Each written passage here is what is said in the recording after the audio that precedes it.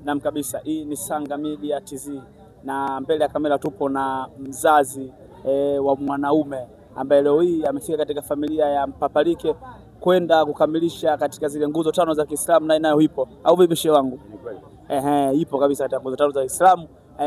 Ameenda kusimamisha nguzo mojawapo, na leo hii Zena na mumewe wamepata kufunga pingu za maisha. Wewe kama mzazi, kabla yote, kwanza naomba jitambulishe majina yako.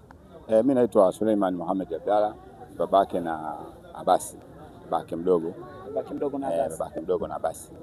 Kwa hiyo babake mdogo na Abasi ambaye ni mume, sio bwana harusi tena, sasa hivi ni mume wa Zena Mpapalike. Wewe kama mzazi unajisikiaje mara baada leo hii mtoto wako mpendwa bwana Abasi naye kwenda kuchukua nguzo moja ya Uislamu katika zile tano?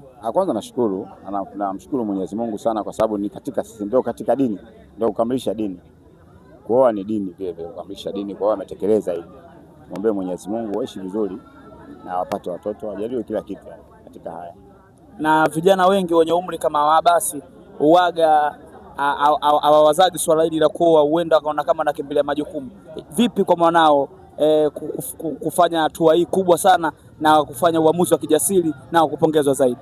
Cha kwanza katika dini ya sasa sisi Waislamu, cha kwanza kabisa kwa mtoto wako wa kiume akifikia bale, basi ni kumpa mke. Kwa hiyo cha kwanza tumempa mke, na kazi tunajua anayo, sababu ana uwezo wa kukaa na wewe mwanamke.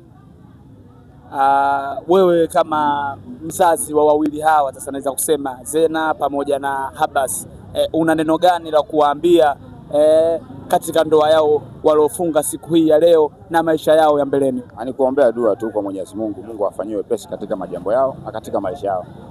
Kila la heri. Asante sana. Amen.